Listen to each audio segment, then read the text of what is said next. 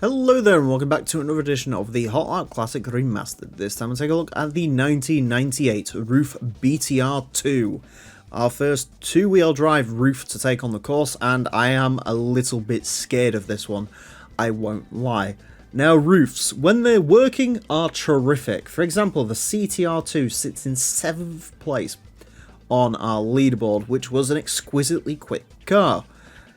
And when they don't work, i.e. the RUF CR4, they're not very good, which sits in God knows where, but it's like a 30.8. It's not a very quick car.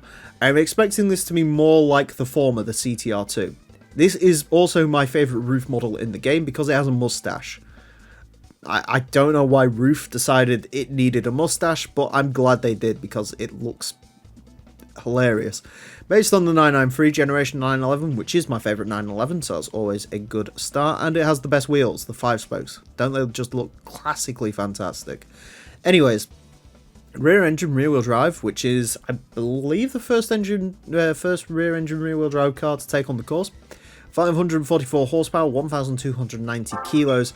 Statistically, it's pretty good. Let's find out how good it is in actuality. It is going to get 6 laps of the Motorsports Land track in order to set the best time it possibly can. Our current leader is the Mitsubishi Lancer Evo 6 rally car, set a time of 27.718. The RUF BTR2 is not going to beat that, as much as I'd like it to. That being said, let's not leave out the RUF CTR2 Sport, which very might just end up beating that because the CTR Standard was quick, so the CTR2 may also be quite quick. That being said, that's not bad for a first lap. This is very quick in a straight line, no doubt about that. The actual handling of this ain't too bad. I'm not gonna lie, I'm obviously scared of it for pretty obvious reasons. We all know what reputation 911s have, and on top of that, this isn't a 911, this is a RUF, which is basically a mental 911. There's also not much weight over the front wheels, so this really could be a handling disaster, but for right now, it's handling pretty well. It does feel like you can actually put the power down in this, which is nice, and it doesn't feel like it's going to kill you. Now, that being said, once we get onto the grass and start trying to be stupid with power, yep, there you go. I knew it was going to snap eventually, so there is a breaking point to this, but yeah, so far, so it's nice, it's alright. A little bit understeer at the front. Again, as I mentioned, there's not much happening over the front wheels, so that does mean understeer can be a very real issue with these vehicles. Or in the case of, if you've played Forza Motorsport 5, you'll know exactly what I'm talking about here. But they also have, RUFs have this sort of horrible tendency to just occasionally lift their front wheels up. Nothing major, you know, just to lift the front wheels off the tarmac, which does result in, well, not really understeer, just more no steer, which is worse than understeer, definitely. If you think understeer is the worst handling characteristic you can have in a car, then try that, because that like I say, that's not understeer, that's just not having any control whatsoever, so not ideal.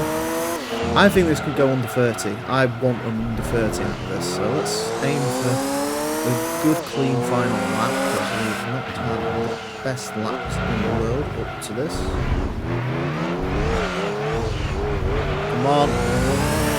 Nice and control out of there. Try and get it turned in on the rotation.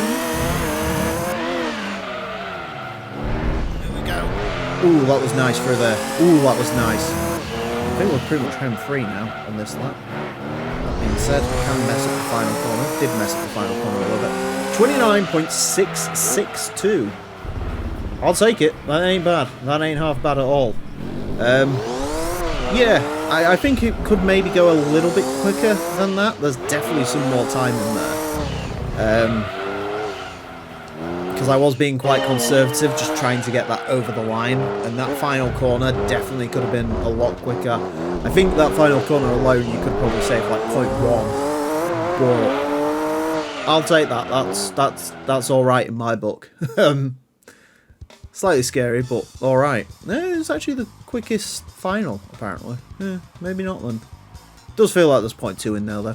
29.662 will place this into 41st place. It splits the skylines up once again. So it's quicker than a GT500 Calsonic GTR, quicker than a standard R32 GTR, quicker than the Viper GTSR, quicker than the Audi TT Coupe. It is a lot quicker than the RUF CR4, which was a terrible car. It is obviously quite a ways away from the CTR2, about 1.3 of a second, but again, remember the CTR2 has something over the front wheels to keep them pushed in, and also made more power than this, so I'll definitely take that. That's a very good lap time out of this, to be honest with you. Good car, really good car, actually. I can't believe I'm saying that. I thought this, like I say, I thought I was about to be killed by this, but it turns out I'm going to kill it with kindness, because it's a good car. Maybe the next RUFs, the next few BTRs probably won't be so good. Anyways, that's it for this episode. Thank you all very much for watching. Join me next time when I'll be driving something completely different. Until then, farewell.